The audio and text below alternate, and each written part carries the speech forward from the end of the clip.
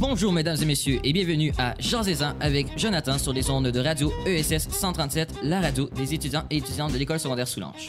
Mes chroniqueuses aujourd'hui, Sophie, Angélique, Zoé, Émilie et notre chroniqueuse invitée, Jésabelle. Alors bonjour gang, comment allez-vous? Ça fait longtemps. Ça, ouais. Puis t'es rendu bronzé, hein? Tu reviens de Cuba, c'est ça? Ouais. Tu vas nous en parler tantôt? Mm-hmm. Parfait. Alors, sinon, quoi de neuf pour l'instant? Avez-vous quelque chose de nouveau? Ben, moi, ma famille, elle a tout le rhume. C'est fort sûr. Hein? OK, ben justement, Émilie, c'est toi qui commences aujourd'hui avec ta chronique découverte musicale. Nous allons tous écouter un extrait. Ça fait longtemps que je voulais te dire ça.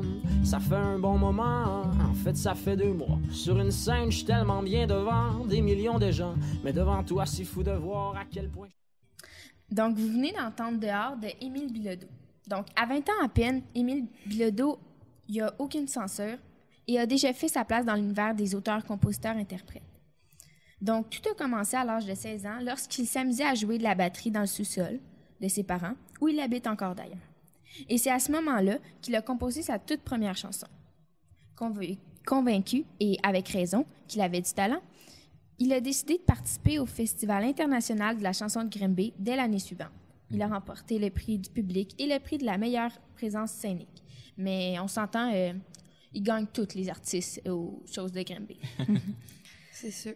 Donc, étant déterminé, il a voulu percer et l'invitation à la 19e édition des Francouvertes l'a beaucoup aidé à se faire remarquer. Avec son talent, il a pu se transporter aux 4 coins de la province, passant par le festival d'été jusqu'au Francophonie de Montréal. Il est adoré par la foule et Philippe Brache voit tout le potentiel en lui et devient son mentor. J'ai une question. Okay. Au début, tu disais qu'Émile Bilodeau n'est pas censuré ou un truc du genre. Qu'est-ce que tu veux dire par là? Ben, ça va être tout... Il va dire tous les mots qui se passent par la tête, puis exemple... OK, je vais le dire, là. Gueule, il va pas... Il va pas hésiter, genre. Non, ça va pas être une barrière. Puis son style de musique, c'est quelle sorte de style de musique qu'il fait exactement? Parce que... Ben, en fait, il y a vraiment un style particulier parce que c'est un style folk québécois. Puis c'est d'ailleurs ce style-là qu'il a exploité dans son premier album qui a sorti en automne 2016, donc l'année passée, qui s'appelait Rite de passage. Je vais d'ailleurs faire entendre un extrait de Je suis fou. Parce qu'il faut pas se le cacher, parfois je suis vraiment fucké. Puis même si j'ai de l'air assez standard, ça reste que c'est moi le plus bizarre de tous. Et j'ai la frousse, que les belles rousses se poussent. Mais non, vous partez pas, restez s'il vous plaît. Parce qu'il paraît qu'avoir un beau couple, c'est à mode. Le titre de l'album, c'est Rite de passage. C'est ça? C'est ça? Ouais. Rite de passage. Mais est-ce qu'il y a une signification à ce titre d'album-là? Ben oui, justement. Il décrit l'album comme étant une forme de rite de passage entre l'adolescence et la vie adulte. Donc, comme je l'ai dit tantôt, il y a seulement 20 ans. Donc, ça fait pas tant de temps que ça qu'il a passé à l'âge adulte. Donc, dans le fond, il désire incarner la liberté de penser que l'on peut sticker sur le plan A. On peut rester toujours sur un seul plan. Donc, lui, il dit que dans notre société occidentale, un rite de passage, c'est un char, un baccalauréat. Mais lui, c'est 2 choses qu'il n'y a pas. Puis, il voulait présenter son album, que lui, dans le fond, lui, c'est son rite de passage. Et tu connais ce chanteur-là, comment tu l'as rencontré? Ben, en fait, c'est Sophie qui me l'a fait découvrir, là. Ah oui? Ouais. Fait que Sophie, toi, t'adores ce chanteur. Ben, je l'avais déjà entendu à quelques reprises dans plusieurs émissions. Il a accordé des interviews, puis c'est ça. Puis j'ai trouvé que vraiment ses chansons étaient vraiment bonnes. Oui, ben, juste en entendre les extraits, j'ai eu le goût d'écouter la chanson complète. Ouais, ben moi, je vous invite à aller voir vraiment Émile Bilodeau. Personnellement, je l'aime. C'est pas à tout le monde que ça va plaire, là, mais moi, je l'aime vraiment. Parfait. Donc, je vais vous laisser sur J'en ai plein mon casse. J'en ai plein mon casse de l'hiver, de sa mère, des nids de poules et de tous nos rêves qui s'écroulent. J'en ai plein mon casse de la guerre, puis de toutes les autres affaires qui font que les humains de la terre ont tout plein de remords dans le face. J'en ai plein mon casse. Merci beaucoup, Émilie. Maintenant, passons avec Angélique qui va nous parler de son voyage à Cuba. Ouais. Ben, pour commencer, je suis partie le samedi 4 février à 6 h, puis je suis arrivée là-bas à 10 h. Quand je suis arrivée, on est parti directement à la piscine, puis on s'est baigné toute la journée. Avez-vous fait des activités spéciales à Cuba? Ben, moi puis mes cousins, on a fait du catamaran et du pédalo. Quand on était sur le pédalo, on a fait une trouvaille. On a trouvé 6 étoiles de mer. Malheureusement, on n'a pas pu les rapporter parce que les étoiles puaient trop. Ce qu'on aurait dû faire, c'est on aurait dû les mettre dans de l'eau bouillante pour que l'odeur, il y en ait plus. Là. C'est quoi du catamaran? Un catamaran, c'est un genre de voilier, puis il peut y en avoir de toutes sortes de grosseurs. Nous, on a pris le petit, puis le petit, t'as une genre de toile, où tu t'assis dessus, puis il faut que tu t'accroches après des genres de cordes pour pas tomber à l'eau. Mais tu disais, t'as pas pu apporter d'étoiles de mer pour en souvenir. Non. Mais tu peux amener d'autres choses? Oui, on a rapporté beaucoup de coquillages, on a rapporté du sable, des porte-clés. Sur la plage, j'ai aussi trouvé un énorme coquillage qu'on a réussi à rapporter. Mais par exemple, le coquillage est brisé, là. Ben, moi, en tout cas, t'as rapporté ton bronzage, puisque nous, on a l'air des bonhommes de neige. En plus, tantôt, elle nous dit, ouais, moi, j'ai été à Cuba. Ouais. Et t'as été où exactement à Cuba? On est allé à Cayo Coco.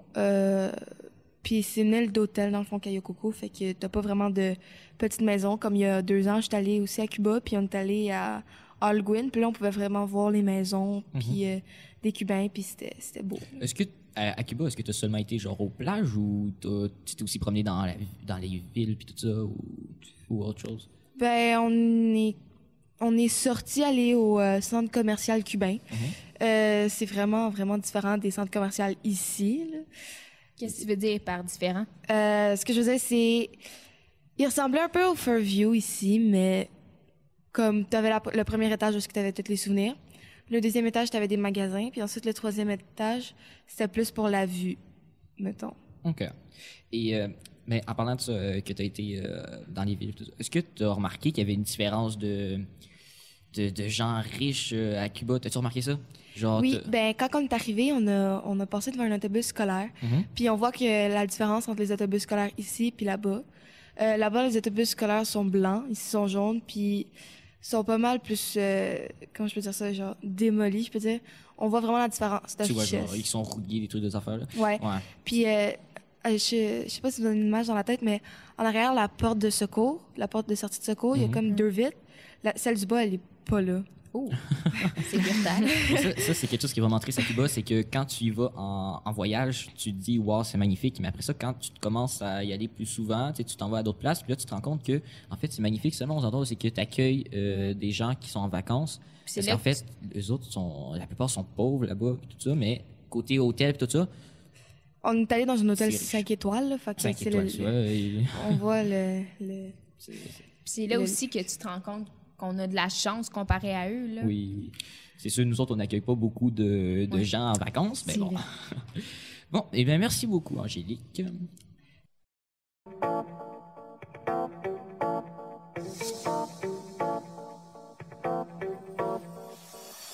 know it feels like things have dropped to the floor. And your heart is heavy, you can't take anymore. You did your best, give it all that you could. I know it feels like you got less than you should. But I say, hey babe, don't turn around and walk away, baby. Pois chiche, pois chiche, pois chiche, pois chiche, pois chiche, pois chiche, pois chiche. Si toi aussi t'aimes dire pois chiche, viens donc écouter la radio ESS 137. Pois chiche. Ça me fait toujours rire, cet indicatif-là. T'es très bonne, Émilie, tu le savais? Oui, je le sais. Maintenant, nous avons notre chroniqueuse invitée, Jésabelle. Salut. Alors, tu viens de nous parler de quelque chose que tu aimes beaucoup, ça s'appelle des mangas. Peux-tu nous dire un peu c'est quoi des mangas? Ben, c'est un livre japonais. C'est ça le plus important. C'est, dans le fond, c'est loin d'être quelque chose qu'on lit habituellement. C'est pas un roman, mais c'est plus une BD différente. qui se lit à l'envers, ce qui paraît. Ouais, de droite à gauche au lieu de gauche à droite. D'accord. Et comme à l'école, on a commencé à avoir des mangas, j'imagine que tu étais là pendant Oui, ouais, ça s'est passé. dans ma première chronique, j'en ai parlé. Moi, personnellement, j'ai pas vraiment aimé l'ouverture. Ah non? Non. Peux-tu nous expliquer un peu ce qui s'est passé pour les gens qui n'étaient pas là? Ben, premièrement, le directeur était supposé d'être là. Il nous a fait attendre un peu trop longtemps. On était une grosse gang à attendre devant. Vous étiez excités, vous étiez prêts à sauter dessus. Ouais. Puis, dans le fond, il nous faisait attendre encore plus. C'est comme pour enlever les rideaux, là. Ouais. Ça s'est passé quand, l'ouverture? Le 27 janvier. Je crois que tu as raison. Cette année? Ouais. J'étais pas au courant. Oui. T'étais peut-être pas là. T'étais-tu là? Oui, j'étais là. Oui. En tout cas. Et dans les mangas, qu'est-ce que tu préfères le plus dans les mangas? Les dessins, même s'ils sont différents dans l'anime. Sinon, le style d'écriture. J'aime beaucoup les dialogues parce que on va dire c'est facile à lire, là, mais malgré, admettons, si tu lis le manga en japonais, tu peux savoir l'histoire facilement avec les dessins, puis c'est ça que j'aime. OK. Et justement, tu nous parlais de ça, mais il y a des animés qui en rapport au manga. Tu écoutes ça aussi, je suppose? Oui, beaucoup. Oui. Eh bien, en parlant d'animés, moi, j'ai écouté ça aussi, les animés, puis ce qui paraît, c'est pas du tout pareil que les mangas. Non, malheureusement, parce que dans le fond, ce qui se retrouve dans le manga, il y a des choses qui se retrouvent dans le manga qui se retrouvent pas dans l'anime. Donc, dans le fond, il faudrait toujours qu'on commence par le manga au lieu de l'anime, parce que après, si on fait l'inverse, quand on lit le manga, il y a des choses qu'on n'a pas vues, puis après, on se demande pourquoi on n'a pas vu ça. Un peu comme tous les romans qui font des films. Ben, qu'est-ce que tu veux dire comme qu'on n'a pas vu, genre? Ben, il y a toujours des petites scènes, admettons, qui sont coupées ou des scènes, admettons des scènes de violence ou un meurtre. Ben, ça va pas se retrouver dans l'anime. Ou sinon, des scènes qui ont été coupées dans le sens un dialogue quand même important qu'on retrouve pas dans l'anime. Mais moi, comme je suis intriguée par ça, parce que je me suis jamais intéressée à ça, mais est-ce que la traduction est quand même bonne? Quand c'est des professionnels qui le font, oui, mais comme, admettons, sur YouTube, j'en écoute beaucoup et les traductions sont mauvaises des fois. Puis dans les livres? Dans les livres, j'ai retrouvé des fautes de français, des fautes de frappe, mais j'imagine que c'est normal. Là. Mais en même temps, c'est traduit du japonais. Ouais, c'est ça. C'est quand même compliqué à lire le japonais. Oui. Ouais. Imagine le traduire en français. Ouais. Mais est-ce que ça joue à la télé ou t'achètes un DVD? Il y a eu un temps, quand j'étais plus jeune, admettons Naruto, Oui. ça a joué. Pokémon. Ça joue encore, Pokémon? Oui, ça joue encore, mais... C'est plus pareil. C'est C'est vraiment plus pareil. C'est plus l'histoire de base, c'est des Pokémon rajoutés, puis c'est du gros n'importe quoi. T'en as un qui est là, c'est un Pokémon que t'attrapes, c'est un cornet de crème glacée. Ils trouvent plus rien à faire. Non, en fait. c'est ça. Mais c'est sûr, un cornet de crème glacée, moi j'aurais eu le goût de le manger, le cornet. Et je me suis informé, et c'est pas le 27 janvier, mais le 25 janvier qu'il y a eu le début. C'est juste pour préciser. Et tu lis beaucoup les mangas, évidemment, vu que tu nous en parles. Quel a été ton manga que tu as préféré le plus? Black Butler. Black Butler. Peux-tu nous parler un peu ce qu'est Black Butler pour ceux qui ne savent pas c'est quoi? Dans le fond, c'est un petit garçon de Je pense 12 ans. 12 ans, ouais, 12 ans. Ouais, 12 ans. C'est le fils d'une grande famille de riches qui, eux, dans le fond, ils ont une usine de bonbons. Et il s'est fait maltraiter et tout. Puis là, un moment donné, il est comme enfermé dans une cage. Puis là, il demande au diable de venir l'aider. Puis dans le fond, ben là, il y a le diable qui vient l'aider. Puis ben ça devient son majordome. Puis ben là, après, il rencontre plein de gens et il tue plein de gens. Et il faut savoir que le diable vient l'aider, mais en échange de quand il va finir de l'aider, il va tuer son âme. Bien sûr. Et voilà. Parce que c'est ça que font tout bon diable. Ben, merci beaucoup, Isabelle. De rien.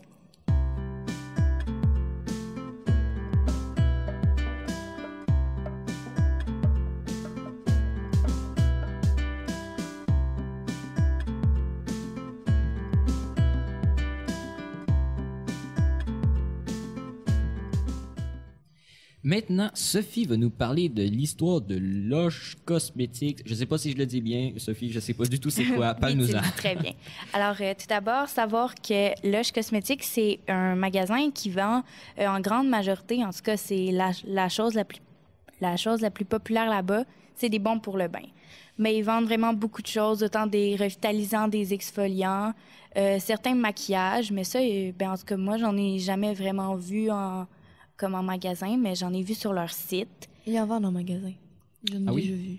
Ouais. Voilà, Ok. c'est quelque chose que tu viens juste de savoir. Oui. Alors, je vais vous faire la petite histoire rapide. Tout commence en 1970 où quelqu'un qui s'appelle Marc Constantine, qui est en fait un trichologue. Alors, c'est quelqu'un qui s'occupe de la santé du cuir chevelu et des cheveux, qui rencontre Lise Weir, qui est une esthéticienne, puisqu'en fait, ils sont collègues de travail dans un salon de beauté, en fait, à Poole, en Angleterre. Et ils décident de vendre des produits qui sont frais et faits à la main, qui sont en fait faits à leur maison. Ensuite, 10 ans plus tard, Marc Constantine il apprend que quelqu'un d'autre, qui s'appelle Anita Roderick, lance la fameuse boutique de Body Shop. En fait, c'était la première boutique de ce genre. Puis, selon lui, Anita avait pas mal les belles valeurs comme lui. Donc, il décide de l'appeler et d'essayer de vendre ses produits.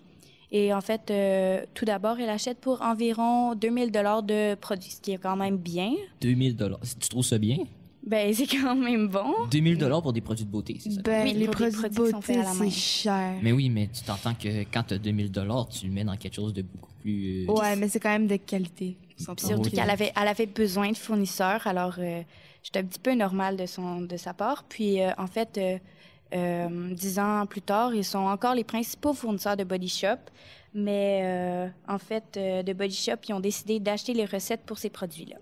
Et la boutique existe encore, je suppose? La boutique de Body Shop, oui. OK. Ensuite, en 1990, puisque, comme je l'ai dit plus tôt, de Body Shop, ils avaient acheté les recettes des formules, eh bien, ils peuvent pas, pendant 5 ans, ouvrir comme un magasin au détail, donc un magasin juste de leurs produits à eux. Donc, ils décident de créer une autre compagnie de vente, mais ça, c'est plus dans les cosmétiques. Donc, ça s'appelle Cosmetics to Go. Il y a eu beaucoup de succès.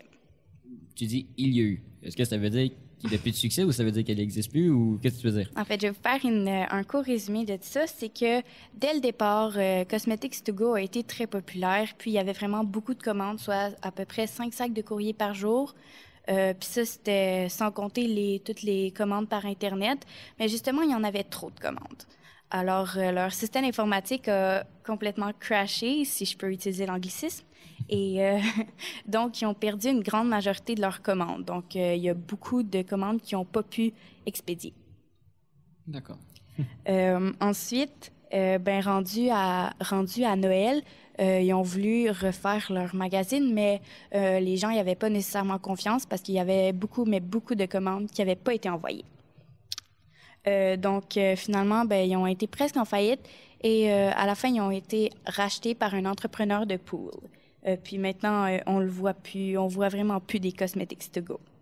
Ensuite, en 1995, certains employés de Cosmetics to Go se sont retrouvés dans une petite bâtisse à Poole pour refaire un autre magasin. Parce qu'en fait, à l'origine, afin, dans le fond, d'économiser du temps pour Cosmetics to Go, ils faisaient faire les fragrances en usine, mais ils se sont rendus compte qu'ils n'étaient pas faits de manière naturelle. Donc là, on a décidé de les faire eux-mêmes. Et puis c'est ça, fait qu'ils ont fait eux-mêmes leur propre parfum. Mais qu'est-ce que tu veux dire par pas eux-mêmes? Genre, pas naturel, pas naturel. Mais parce que puisque Cosmetics to Go, c'était avant une usine, en fait, une fourniture, un magasin qui marchait très, très bien, eh bien, il n'y avait plus nécessairement le temps de faire toutes les fragrances. Alors, ça a été fait en usine, puis il n'était pas sûr que ça avait été fait, mettons, avec des fleurs de rosier, par exemple. Donc, c'est sûr que en usine, tu essaies de faire ça rapidement. Ouais, je comprends. Moi, j'ai une question pour toi. Je trouve ça très, très bizarre comme nom. Lush, je sais pas comment le dire. Là. Lush, Mais oui, c'est pourquoi? Lush. Pourquoi s'appeler Lush? Y a-t-il une raison? Encore dans cette petite bassesse-là de Poole, ils ont fait un concours auprès des clients. Puis, il y a un client qui l'a proposé le mot Lush parce que ça évoque des idées de fraîcheur, d'une végétation luxuriante, Puis, selon les créateurs de Loche, ça signifie aussi des individus en état d'ébriété, puis à ce qui paraît, ça les ressemblait. Donc, Bon, eh bien, merci beaucoup, Sophie.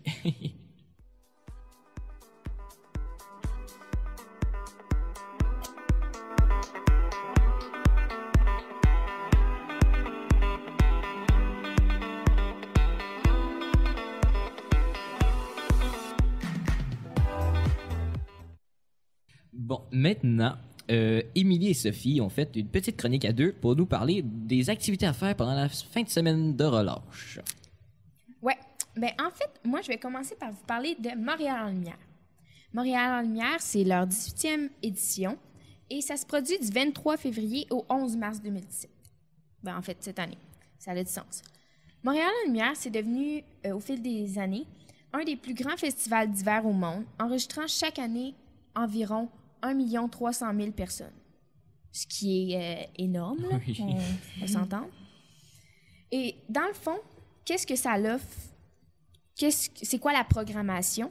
C'est que tu as une programmation gourmande, là, dans le fond. Tu as plein d'activités culinaires pour tous les goûts puis les budgets. Tu as des ateliers, tu as des dégustations, tu as des conférences. Puis aussi, tu as des combats de chefs renommés. Des combats de chefs. Ouais, de chefs cuisiniers. Ah, ok, d'accord. Ouais. On a aussi beaucoup de musique, pour la plupart gratuitement. On a du théâtre, on a du cirque, on a de la danse.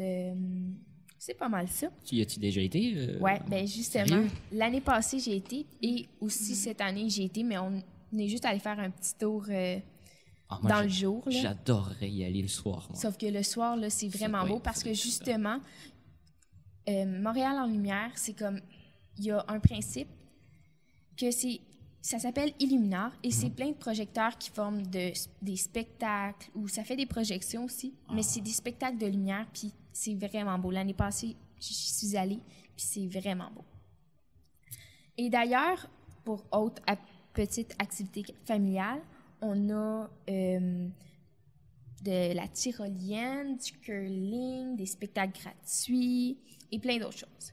Et il y a aussi, sans oublier, la nuit blanche. Tu t'as dit la tyrolienne. Oui, Tu une veux dire tyrolienne. genre... Une tyrolienne. Là. Tu fais de la tyrolienne En haut, dans ouais. Montréal? En haut, oui. Dans Dans le fond, Montréal? c'est dans le quartier des spectacles. Mais mon Dieu, je voudrais faire ça. ça a vraiment le fun. Tu reviens la fin de semaine, tu vas voir tes amis, qu'est-ce que tu as fait en fin de semaine? Moi, je fais de la tyrolienne dans Montréal. tu t'as toujours... Oui, mais elle n'est pas très, toujours un petit très quelque longue. chose. Je vous avouerai que je l'ai faite, là, puis elle n'est pas très, très longue. Ça dure peut-être 20 secondes.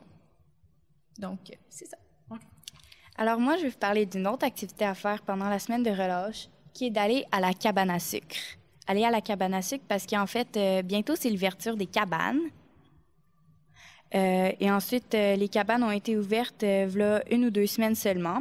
Et comme par exemple, dans les cabanes à sucre de notre région, il y a celle de Marc Besnard, qui est à Coteau-du-Lac, qui ouvre le 1er mars. Donc, c'est déjà ouvert? Oui, au bonheur de tous.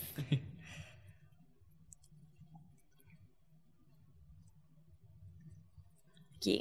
Alors maintenant, je vais vous parler d'une autre activité à faire, c'est explorer les bibliothèques de notre ville parce qu'en fait, chaque municipalité doit avoir une bibliothèque. Puis il y a certaines bibliothèques qui sont plus belles et plus grandes que d'autres puis aussi il y a certaines municipalités qui se rassemblent pour faire une plus grande bibliothèque. Y a-t-il plus de livres dans les bibliothèques les plus grandes ou c'est juste la même quantité, c'est juste sont plus petites ou... Honnêtement, ça dépend parce que comme moi, je suis allée à celle de Saint-Zotique puis de Rivière-Bodette plusieurs fois. Puis il y a vraiment plus de livres que juste celle de Saint-Zotique avant ou comme la bibliothèque de Coteau-du-Lac est beaucoup plus grande. petite, celle de Coteau-du-Lac. Parfait. Merci beaucoup, les filles. Pois chiche, pois chiche, pois chiche, pois chiche, pois chiche, pois chiche, pois chiche. Si toi aussi tu aimes dire pois chiche, pois chiche. Va dans la section téléchargement et télécharge nos émissions. Pois chiche, pois chiche, pois chiche.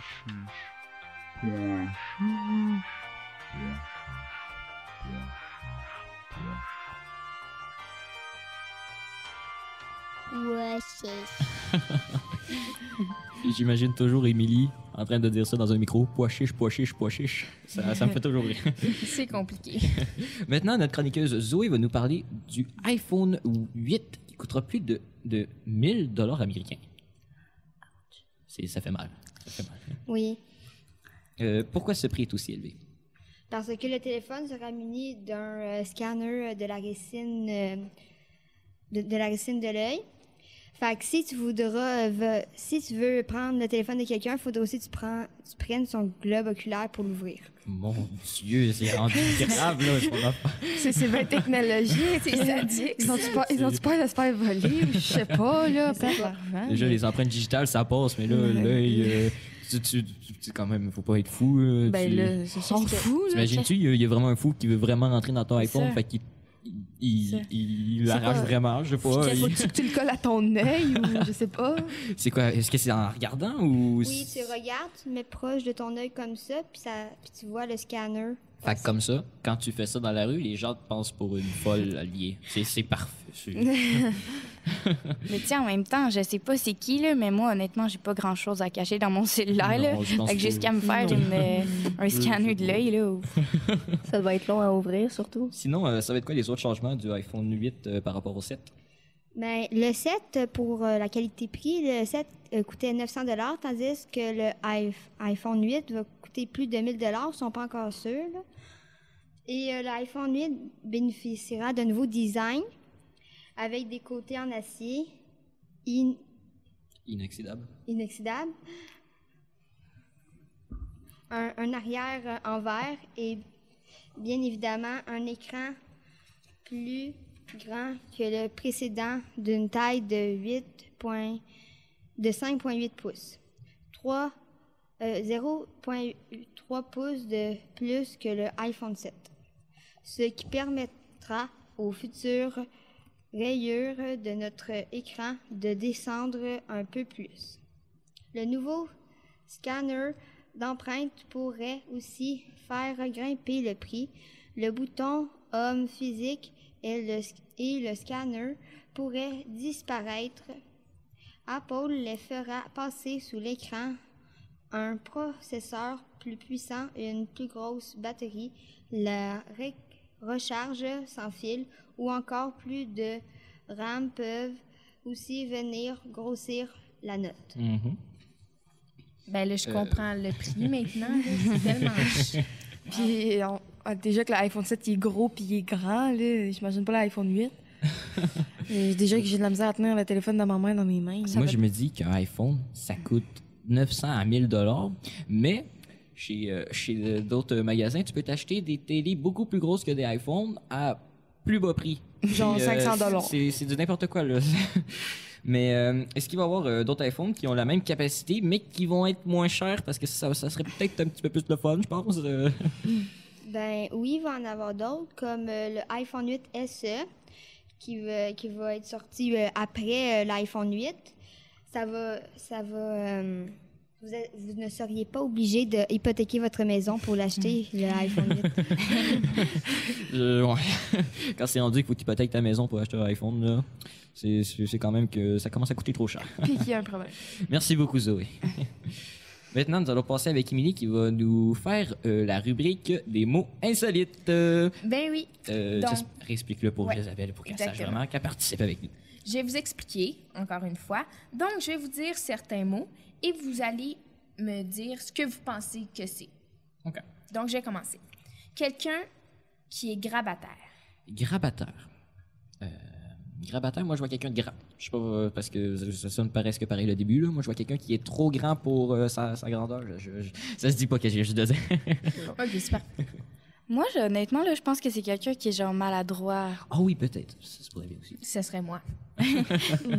Moi, je dirais plus quelqu'un de plus timide. Bah, ouais, ben oui.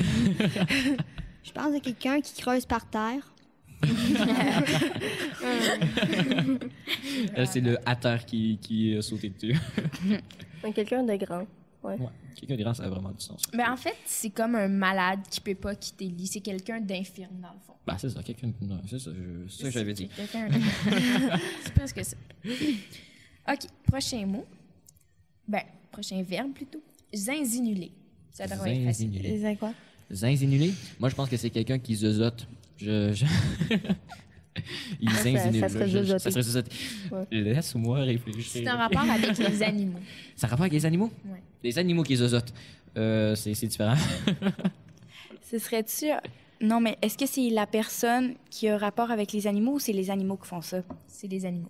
OK, ben je dirais, je sais pas, un animal qui dort l'hiver. Peut-être que c'est le cri d'un animal, ça se pourrait bien. C'est pas l'hibernation. Oui, c'est l'hibernation. C'est possible qu'il y a un autre mot. Peux-tu répéter le mot? Zinzinulé. Je dirais un animal en tout cas, qui ne dort pas. Un animal qui ne dort pas. Ouais, c'est qui somnole. Qui somnole. Moi, je dirais un chant d'oiseau. Ah oui, peut-être ça se pourrait bien. Un bruit. Un bruit.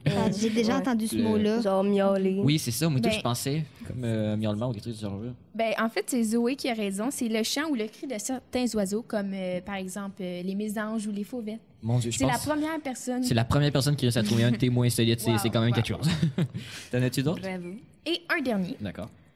c'est quand on dit je fais une rodomontade. Une rodomontade. Rodomontade. Je pense que c'est une sorte de randonnée pédestre, mais moi, c'est... Ouais. Ça finit là, mon intelligence. Est-ce peut-être que ce soit comme une grave erreur? Je sais pas. Ah, c'est vrai, ça l'aurait. Une grande erreur? Ça l'aurait. Ça l'avait. Oui, ouais, t'as raison. Ça l'aurait. Oui, non, ça Ça aurait. l'aurait. Ça l'aurait, c'est pas un si. Ouais, Ok. bon, ouais. Peux-tu répéter le mot, s'il te plaît? Rodomontade. Je dirais monter une côte à vélo ou en auto. là. Lâcher les montages. C'est pas ça. Les montages. Les Non, mais monter quelque chose. ouais. D'accord. Ben, moi, je dirais une promenade en forêt ou dans les montagnes.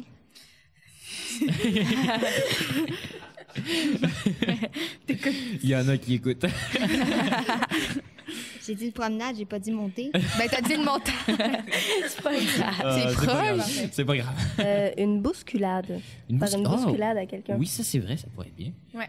Ben, Mais- pas bousculer quelqu'un, mais je veux dire. Ça l'aurait. Ça l'aurait pu. Mais en fait, c'est quand tu fais une farce, tu utilises ça pour. La définition, c'est. Il s'agit d'un terme utilisé pour désigner des propos fanfarons. Des propos fanfarons. Et mon Dieu.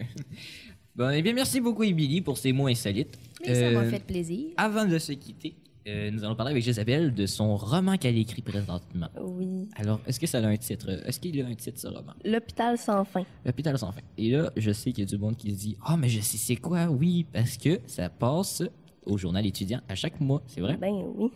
Alors, tu nous montres un chapitre à chaque mois, c'est ça? Oui, Est-ce que- exactement. Est-ce que tu peux nous conter un petit quelque chose sur ce livre? Un petit résumé, un petit quelque chose? Ben dans le fond, le personnage principal, il s'appelle Yuki. Ça se passe au Japon, parce que j'introduis beaucoup de japonais. Et il s'en va rendre visite à sa sœur jumelle Yuri dans un hôpital psychiatrique. Ça part bien. Ouais. Mais c'est pas n'importe quel, là. C'est un hôpital pour les génies. Oh, ah, en pour les quelque génies. sorte. Ouais, D'accord. ça. Ils sont tous intelligents, mais en fait, ils sont zélés, mais ils sont intelligents. Un peu comme Albert Einstein. Ouais. Ouais. Puis dans le fond, au cours de son aventure, il rencontre plein de gens qui veulent, en quelque sorte, le tuer. D'accord.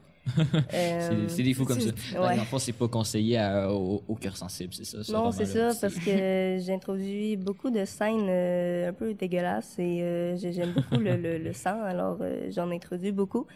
Ouais. Mais c'est ça, comme tu m'expliquais, c'est le journal étudiant des fois changeait des choses sur ton chapitre parce que justement c'était trop Ouais, intense ben, ce genre-là. non, c'est Non? pas ça, c'est juste les tournures de phrases. Ah ok. Ouais. Dans le fond, c'est- ben, Non, parce que Lana, elle aime mon style d'écriture, donc Mhm. elle laisse tel quel, mais c'est juste à mettre des mots autres ou quelque chose du genre. Mais ça, c'était surtout le chapitre 1 et 2. Maintenant, elle le fait presque elle fait plus. là. presque plus. Bon, Mais est-ce que tu as comme déjà tout écrit ton roman? Non, je l'écris en même temps que tout le monde, là, parce que dans le fond, dans ma classe, en journalisme, on fait tout un roman. C'est juste que moi, c'est une des rubriques. Ah, Ouais. d'accord. Mais Ok. on en écrit tout un. Là. Mhm. Ouais. Puis est-ce que ton roman va sortir un jour, genre, on va pouvoir le lire, genre, oui. le lire? Oui, moi, mon projet, c'est qu'à la fin de l'année, je l'envoie à une maison d'édition. Ah oui? Ouais. Ah, ben si ça réussit, C'est cool. J'aimerais vraiment ça. Et merci beaucoup, Jésabelle, de nous de rien. avoir parlé de ça. Alors, évidemment, comme vous le savez, vous pouvez voir son roman, un chapitre par mois dans le journal étudiant. Et voilà. Alors, merci beaucoup à Mathieu, Régie, et merci beaucoup à vous, les chroniqueuses, en fait. Merci beaucoup. C'est grâce à vous si cette émission-là a duré. Ben, toi aussi. Merci beaucoup. Quand même. Alors, merci beaucoup. À la prochaine.